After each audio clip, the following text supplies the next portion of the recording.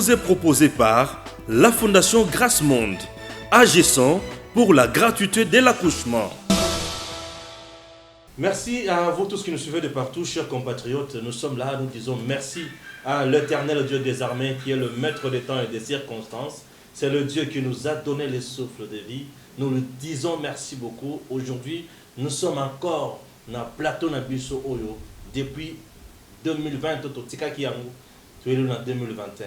Ah oui, presque 2 semaines et demie, il y a tout ça qui n'a qu'à plateau Nabiso Oyo. 2 semaines, on a une maladie, il y a un belé. Mais Nzambe Oyo ya elonga alongisi biso. Alobi ete bana na ngai bazali obek na mission esengeli basala mission yango.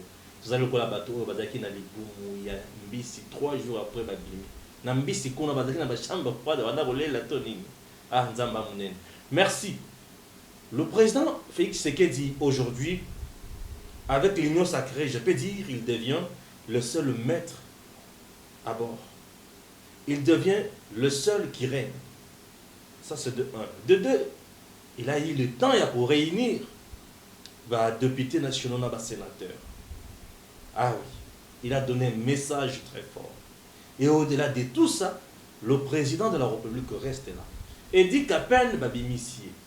Et Zalim Beli Bachubi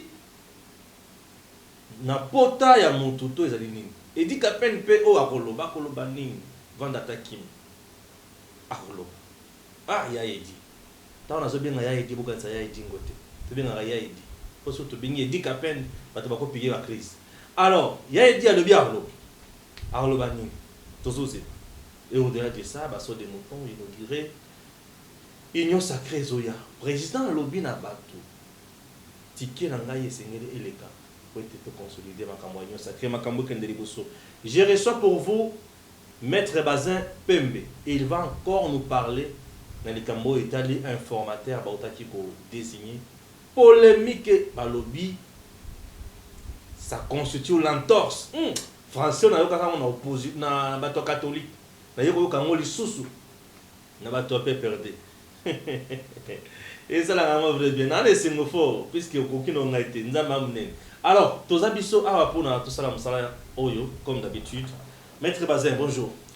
Bonjour Ndeko Stéphane et bonjour pena ba congolais nyonso ba kozwa ndingisa ya balanda biso. Azali pe kotombela yo mo bon molamo parce que 2023 nous allons ensemble na yo na plateau. 2020 je m'excuse. Nous allons ensemble na plateau na yo à télévision bandai ko yamba biso a to koti 2021 na koki kozala moko ya yambo ya oyamba ye na kati ya émission na yo ticket Nzambe ya batela yo abatela pe ba kongomani nyonso place bazali et aiba pe comment ko batela biso pone de 2021 ezali susu année moko autokosala ya ebele autosila yekosala te na 2020 na dynamique le changement ça maintenant. Voilà, merci Maître Bazin. Pour les bosso, le président Ayambi Batou ya Union sacrée. Mais avant cela, tout bandana un informateur de Bissika à Mandelaki. Tu vandika boy na discours na message na butu le 31 tu qui message na message le makambo belé pas yoki informateur Modeste Batri le professeur. Ndeko Stéphane ezali objet ya esengote mais ezali nde poids responsabilité oyo chef de l'État apesango na moko na biso otobengi autorité morale professeur sénateur Bati Lukwebo oyo azali kokamba regroupement politique AFDCA et koki kosala biso le fond de belete mais sengeli biso to comprendre et que sengeli nde to chaye na maboko ankolo pona a reçu mission ya makasi oyo mokonza mboka asili kopesa ye vie comportement politique na ye c'est un rassembleur azali motomoko oyo azali conflictuel te azali na expérience politique moko ya ebele na classe politique lelo ya République démocratique du Congo biso nde sengeli to chaye po apone te a réussir musala wana ya munde to zali ko profiter na ba micro na yo pe pona koyebisa na ba congolais en particulier ba député oyo ye akoyeba comment consulter bango ba faciliter les tâches parce que na nyonso to tokosala Congo est gagné au lieu que ba individu ba gagner parce que ba député wana lobby bakoyeba comment kozongela peuple wana donc informateur a une devoir de redevabilité vis-à-vis à peuple congolais et azali na obligation pe de résultats vis-à-vis à président de la République parce qu'il y a akoyamba ba conclusion na ye na suka ya mosala oye asili ko confier ye pona identifier majorité en niveau. C'est polémique malamoko et bandi hein. Là j'ai suivi Ferdinand Kambere oye a PPRD alors c'est tout à fait illogique qu'il y a comment que nous avons un premier ministre en place qui n'a pas démissionné. Nous avons également une majorité connue au niveau de l'Assemblée nationale. Pourquoi qu'aucun à niveau qu'on nomme informateur, c'est une façon de violer encore la Constitution. Donc ça constitue l'entorse de la Constitution Yambo Cannabis. Bino Bolobini. Ezali Lukuta, Constitution Nabiso et na 229 articles. Président de la République a s'il violé à ta constitution, à ta disposition constitutionnelle de mon côté de Stéphane. Nazali koye bisana ba Congolais ba kolanda biso y compris na ndeko nanga Ferdinand Kambere ke ndeko Jean-Marc Kabund na ndeko Nemi Milanya basila iko signer moi mukanda moko ya bango mibale un fait privé oyo lelo ezali opposable na peuple congolais té ezali opposable na président de la République. Un fait privé qui avait bien sûr dirigé le pays. Yamoni nazali koloba et ali ko opposer biso na constitution té. Donc ezali na ba koki ko produit ba fait juridique ya malonga té. Et sengeli pe bato ba comprendre l'issous et que ordonnance ezali acte juridique au chef de l'État anomaka nango. Bato ba comprendre l'issous que non informateur azali na statut moko particulier té neti ba nommé pour na ba diriger institution moko boye. Non. Informateur constitué zali koloba le président de la République confie ba benga ngo mission. Mission wana ekoki ko salema soit par un ordre de mission ou soit par un communiqué ou soit par mukanda. Donc eloko ba pesi modeste ba tu ko azali na mission et puis mission na ye constitution ezali ko déterminer yango. Azali na 30 jours renouvelables, donc 60 jours. Donc, ce qui a signifié Moussala na wana, Moussala na ye et silika ka place wana. Il y a batuba localisé sur que non, il faut ordonnance, non. Tout le monde a qui Kabila, Sala Kimbeba, attend qu'à la nommé par un communiqué. Il y a un président de la République. Il n'y a pas monnaie que non. Ce qui au sali aux yeux ordonnances comme si on reconnaît battu le kwebo neti azo diriger institution moko boy. Non, il n'y a jamais eu violation de la constitution, il y a eu respect de la constitution par les chefs de l'État.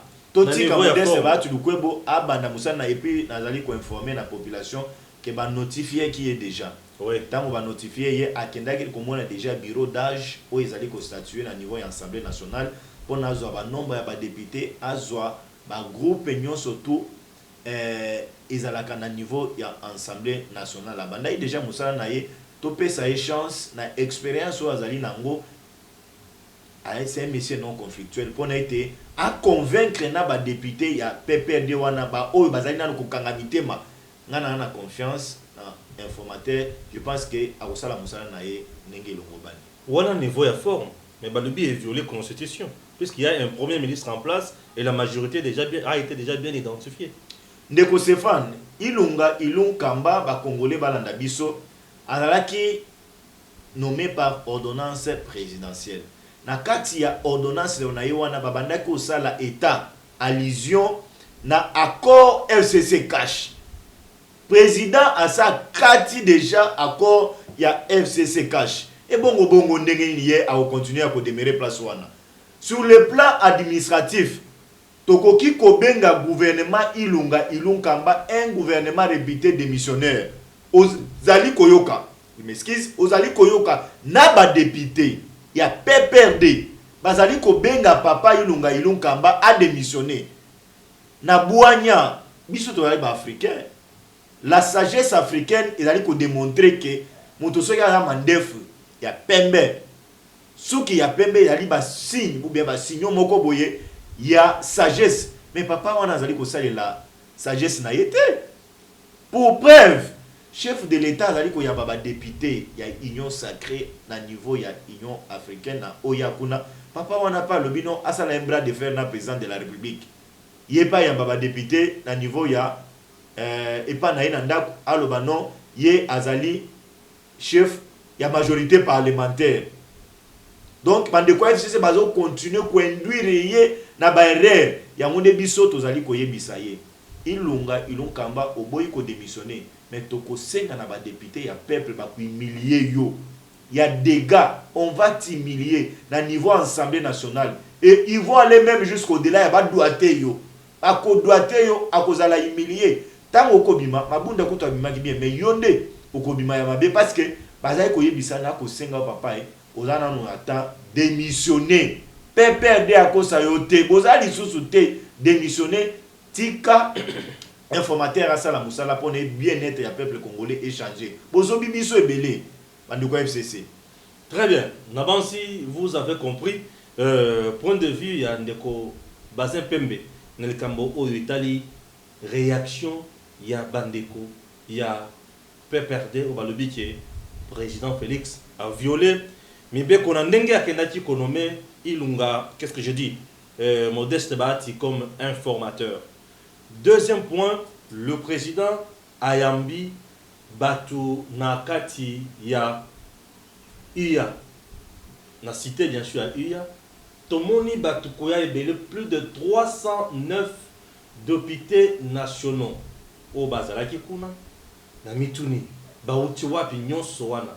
Au Bavotaka contre Mabunda, c'était 280 ou 270 comme ça, vota contre Mabunda. Mais comme 309, alors, suivons d'abord le message, il y a Christian Mwando. Alobaki, au nom, il y a regroupement Nabango, AMK et les autres, quand il y a ensemble, il y a Moïse Katumbi. Monsieur le Président de la République, chef de l'État, après votre discours, il ne reste pratiquement plus rien à dire. Cependant, au nom du groupe des députés MSG7 et AMK et alliés, nous tenons à vous remercier pour votre invitation. Notre groupe de députés, issus essentiellement de la plateforme Ensemble pour le changement, est composé de 70 députés. Députés combattants, organisés et disciplinés. Il s'est donc agi, après votre mot d'ordre, de 70 signataires de la pétition, 70 votants, donc 100% des effectifs. Monsieur le Président de la République, chef de l'État, notre détermination est celle d'obtenir le changement dans notre pays, le changement de la vie de notre peuple, les réformes de notre État et retrouver la fierté d'être congolais. Notre groupe, sous le leadership de Moïse Katumbi, votre frère, complétera son cahier de charges sur celui qui vous a remis lors de consultation. Il remettra ce cahier de charges à votre autorité et à l'informateur que vous avez daigné nommer. De la prise en compte de nos préoccupations qui seront contenues dans ce cahier de charges, nous scellerons notre partenariat avec notre groupe politique. Nous vous encourageons donc, Monsieur le Président de la République et chef de l'État, à aller de l'avant pour le changement dans notre pays et le bonheur de notre peuple. Notre groupe politique est préoccupé par l'amélioration de la vie quotidienne des Congolais, sur le plan économique, sur le plan social et particulièrement sur le plan sécuritaire à l'est de notre République. Tant que votre volonté d'aller de l'avant et de redresser notre peuple sera présent, vous pourrez compter sur les députés MS et G7 et les députés AMK et alliés pour vous accompagner. Bonne année 2021 et au nom des députés MS, G7 et AMK et alliés, je vous remercie. Merci Christian Mondo. Et après Christian Mondo, tout lundi, Christian Mondo Kolobake, Basala qui est fort, Basala homme fort, tu as ma casse, Basala toujours pour travailler pour et le cause de la bango, bien très bien. Pour le bien en rapport et à Maloba et Christian Mondo. Nazali Kotonda, député, nous surtout répondait qui favorablement l'appel à chef de l'État. Et Azala qui s'est bobé un message moko yebisa bango que moto a intimidé binoté. Sengeli bo comprendre que non ba base na bino bazali kozela bino. Voilà tous au niveau un message à Christian Mondo. Soko tapé un message à chef de l'État kala mingi te ko banga te. Merci beaucoup de Stéphane. On a c'est ça moi idée na ngai. Vas-y. Que ba base na bino bazali kozela bino pour ne bien-être na bango échanger. Ouais. Mais il y a mutuya koyeba lisusu que non ba député wana ndenge bazali azali ki voter par peuple congolais. Oyo lelo azaka na couleur politique était azaka se bobele net conformément à la constitution na biso na article 5 parce qu'il y a pesaka pouvoir na peuple apesa pouvoir na président de la république apesa pouvoir na ba député apesa ki pe pouvoir na bato mosusu. Donc ndeko nanga Stéphane lelo na kokika ko remercier ba député wana me koyebisa bango ba baisser na maboko te parce que bureau et l'Assemblée nationale session extraordinaire ezali ko fungama le 5 awa tango bakocha bureau en place. C'est mardi bien sûr. OK. Boyokani ezala katikati na bango.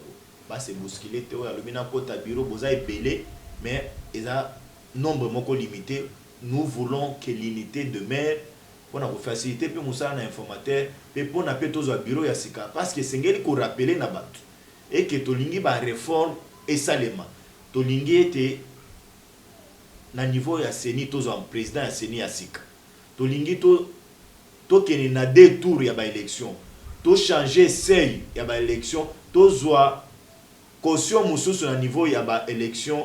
Nyonso wane ko sala masoyi bureau ya seni et mis en place parce que Janine Mabunda asila ko sala asala ki amu mabe pona bureau mususu ne ko yela biso mo pepe mususu ya sika na niveau ya seni. Donc ngana ko singa na ba député bomoko et la katikati na biso obosibo lakisi wana ida ya mutuya peuple congolais a kozala jamais ingrat vis-à-vis na bino mais bosunga biso to kende tina suka mais soki kaka wana te ndeko Stéphane na kati na bango pe ba sénateur bazalaki na kati 79 sénateurs bazalaki na kati tozali ko senga na bureau ya Sénat et que ndeko Alexis Tambo Mwamba esengeli yepe akende alanda madame Janine. Mais bolobaka que motion ezalaki contre pétition ezalaki contre ye donc ezalaki ka pétition ya réseaux sociaux tout le monde a le motin na lobi ndeko Stéphane Tambo Mwamba mikolo yo mikolo na ye komi ya kotanga na niveau ya Sénat zelaka ka session ndenge fungwa miboye.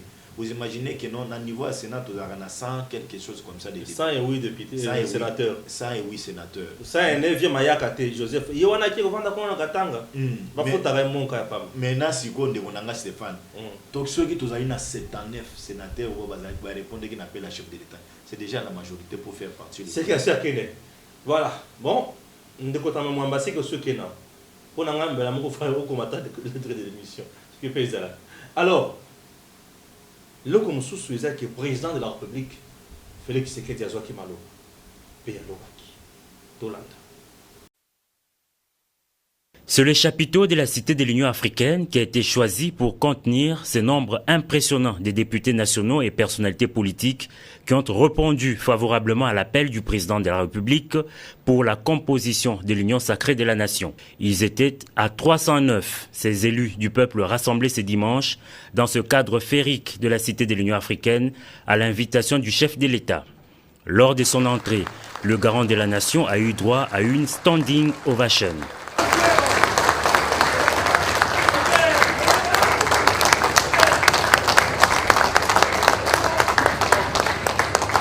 Initiateur de la rencontre, le président de la République a, dans son mot des circonstances, circonscrit le cadre de cet événement. Félix Antoine Tshisekedi Tshilombo a commencé par présenter ses vœux de nouvel an à l'assistance. Il a par la suite expliqué la vision qu'il porte de l'union sacrée de la nation. Nous sommes à un tournant décisif de l'histoire de notre pays et cette histoire commence maintenant à s'écrire sur une autre page. Ma vision, elle est basée autour de l'homme congolais. Quand je dis l'homme, je n'exclus pas du tout les femmes, c'est l'homme avec grand H. On a beau crier aux envahisseurs, aux colonisateurs, aux impérialistes, à tout ce qu'on veut, mais nous devons reconnaître que ceux qui leur ouvrent la porte à cette prédation, à notre affaiblissement, c'est nous-mêmes. Le Congolais a perdu l'amour du Congolais et du Congo, sa patrie. Aujourd'hui, il y a quelqu'un à la tête de votre pays qui est prêt à vous écouter, qui croit en vous, qui croit en vos aptitudes. Quant aux députés nationaux FCC qui ont accepté d'adhérer à la nouvelle gouvernance du pays, le garant de la nation les a rassurés. Vous n'avez pas trahi, a-t-il dit. Là, je m'adresse principalement à nos frères et sœurs, honorables députés venus du FCC. Je voulais vous dire, surtout à vous, ne vous sentez pas du tout gênés parce qu'on vous chante à longueur de journée que vous avez trahi. Ce n'est pas vrai.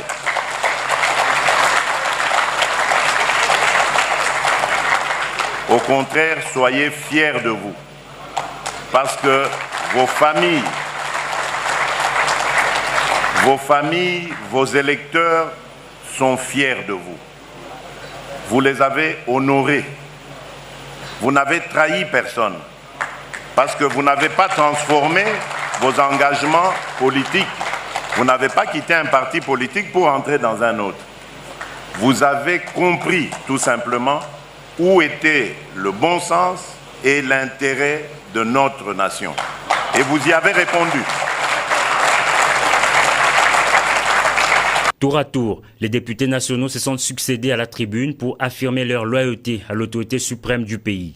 C'est le président du bureau d'âge de l'Assemblée nationale qui a ouvert le bal. Ensuite, ont défilé les représentants des partis et regroupements politiques, toutes tendances confondues. Au finish, le président de la République a remercié tous les intervenants. « Je suis convaincu qu'ensemble, nous allons réussir », a-t-il dit. Il faut rappeler que cette rencontre, la première du genre avec les députés nationaux désormais membres de l'Union sacrée, se tient à quelques heures de la convocation à l'Assemblée nationale d'une session extraordinaire aux grands enjeux. Chef de l'État. Chef de l'État, message très important. Avec beau se sentir mal à l'aise, pour choisir quand il y a peuple. À la Bible, trahir, tu sais que Félix Sazo répondre qu'il va trahir. Ndeko Stéphane, aujourd'hui journaliste, il a le droit de proposer Mituna, les chefs de l'État. A sentir que bandeko na biso FCC va trahir.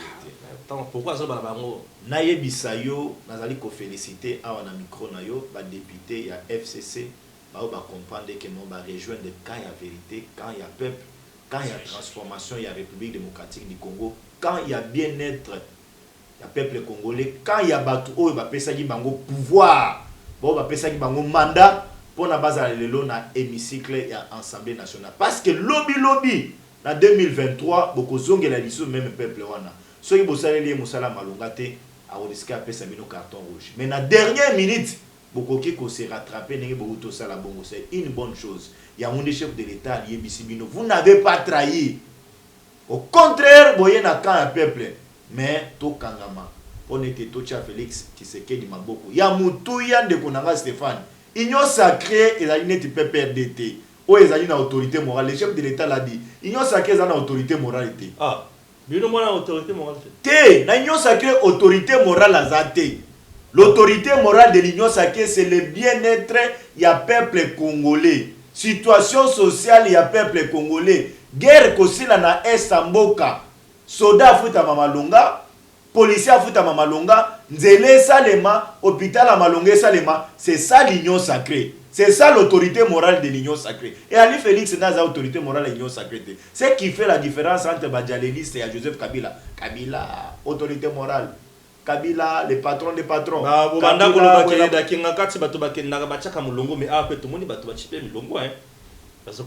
Non, mais... Ah mais oui, Stéphane, là c'était... Dans la pandémie à coronavirus, au moins député n'y a un masque naïe à l'équipe a checké à côté à Simbi moi ma foute naïe na maboko pour naza na coronavirus et puis tant au basilisi et là qui malunga qui mokoze a pesa bango moi maya komela tant ba to batane na fête to tana maka na to ke nos abiloko ba tomboli meso pour les kabozo ba tomboli meso on est là kotana makinga kinga kati kotana makinga kati c'était importuner les gens. Kozo batouné tino bazaki moi neti moi ba mémé mais c'était pas avec ce qui s'est fait na Union africaine. Tu as vu le chef couper sa valeur na ba député ko reconnaître que non binondé vous avez la paix politique il y a le corbeau et les renards. Félix Atikala za la flatter. Félix Atikala koza la flatter. Et ko yipe koza la politique wala kaka. Atikala koza la flatter. To opposer nga question moko na nina bosa nango. Ayebisi na bandeko ba député ya bon, on a évité ce que bon, parce que le chef a utilisé FCC, n'a utilisé pas FCC. Bon, ce qui est vrai, le FCC n'a jamais eu de député. Oui, de Konangaï. Pour n'a pas ça, pas Congolais était. Chef de l'État, il dit les étés. Parce que Bélé, il s'est culpabilisé. Vous n'avez pas trahi, cher honorable. Vous trahir était, et nous réitérons nos remerciements et pas na bilonengi bozongi quand il y a peuple. Mais bato congolais nyon surtout azali ko se poser les questions. Alobi nyon sacré à la poubelle était. Au salaki mabe, au yibaki moko ba l'état, au détourner qui na époque au dirigeaka. Yebete pouvoir judiciaire ezali indépendante na pouvoir exécutif. Ezali indépendante. Justice a ko sala musana muyibi place na ye ozali na boloko. Union sacrée ezali e ko laver ata mototé. So ozana bosoto justice très bien. Edi Kapend gracier. On a batchubi motumbeli na potate. Batchubi motumbeli na potate, directeur de la prison a moni comportement ya ndeko Edi Kapend vis-à-vis ya bandeko na ye na boloko, vis-à-vis na bao ba ya ko visiter vis-à-vis pe ya directeur de la prison, comportement na prison échangé. Azul Apollo na ya asala ngo pas ministre de la justice peut pas quitter sur terrain tali banquette na ya trouvé que non bon les messages changé ba tuni asali mibuboni na prison asali 19 ans na koki ko arrondir ngona mabe 20 ans de Konanga Stéphane président de la République atali ba proposer na ministre de la justice nga proposer yé pas recourir vis-à-vis à Mibeko atali na Mobeko na biso na constitution na biso na bosana ngona mutuka sengina la kisaba congolais na article 87. Oui, ils allaient couper sa ministre, le président de la République, moto, va se la condamner à peine de mort. Bah, il va comment réduire peine na peine de mort servitude pénale, pas condamné. Il dit qu'à peine a fait 20 ans la prison de le président de la République a gracié. Bah, Tchoubi Mbeli na motote. Ceux qui bateau bah moni que bah Tchoubi Mbeli. Na zo que nous la famille en déco Joseph Kabila va s'alléger. Bah ça la paix mukanda bah comme la président de la République va yebisaye. Papa et biloko ça les amabe. Mais t'as là la revendication na biso yango. Il est pas pour examiner. C'est supposé qu'il y a un président dès le bal kolobaki. Il est parmi les complices, baba complice au baba musée. Tina lelo de ko Edi Kapend réclamaka innocence na ye. Alobaka ye bien beauté. Tina lelo haute cour militaire soko tangi are wana balobaka procès wana esilate. Na pe na ko sepele ke no ndenge Edi Kapend azali ko boma, azali ko bima. To yeba pe moto yo abomela biso président na biso mboka. Mundo kinini wana ekomi ba chasse à l'homme. Chasse à l'homme ndenge nini? Ekomi nini? To yeba pe moto ya boma président na biso te. Mundo kinini bale nini eboma ye. Na position nini ya balo ba bomela ye. To mona ka bato ya nyonso ba mataka kuna ba kendo otala ikota na kiti boye na boye. Donc procès le ko le sidate il faut ba continuer yango. Mais Edi Kapend na lobaka za innocent papa. Alobaka za innocent ye wana bimi. Papa de la biso procès pour na pe to yeba qu'est-ce qu'il y a eu? Ba témoin belé balobaka non Edi Kapend azaka yeba ke loko te boye ke loko te ba témoin belé nyonso wana ba ya to yeba nani aboma Mosée Laurent Désiré Kabila ce qui peut famille ya ye biologique parce que na yebe que non famille na ye ya inde biso ba congolais parce que il est mort sous les drapeaux. Bana na ye bakoki koya pona soki ezaya ko réclamer ba réparation civile. Ezande biso ba congolais, ezande Congo de ko réclamer. Bana na ye so bazana ba revendication moko biologique. Baya pe jour wana baya ko se constituer comme partie civile à côté de la République démocratique du Congo. Et boyele molduta mais tozali ko saluer yango. Toko senga ndeko ya edi nengo bimi kitoko makasi to sepeli vraiment makasi ngape na otala soki na zuka mwa ba moyen na sala pe ba polo pona toyi ba koma ko yamba yo na kolobala ngate na stilisi émission a pona boye yindela ngai nzambe abatela RDC pe abatela ndeko baze.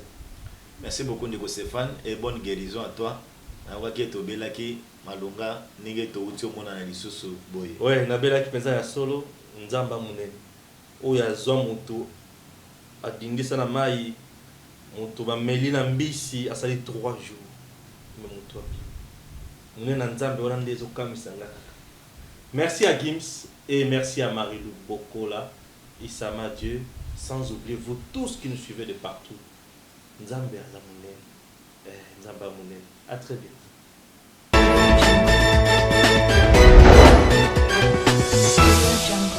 Ce programme vous est proposé par la Fondation Grâce Monde, agissant pour la gratuité de l'accouchement.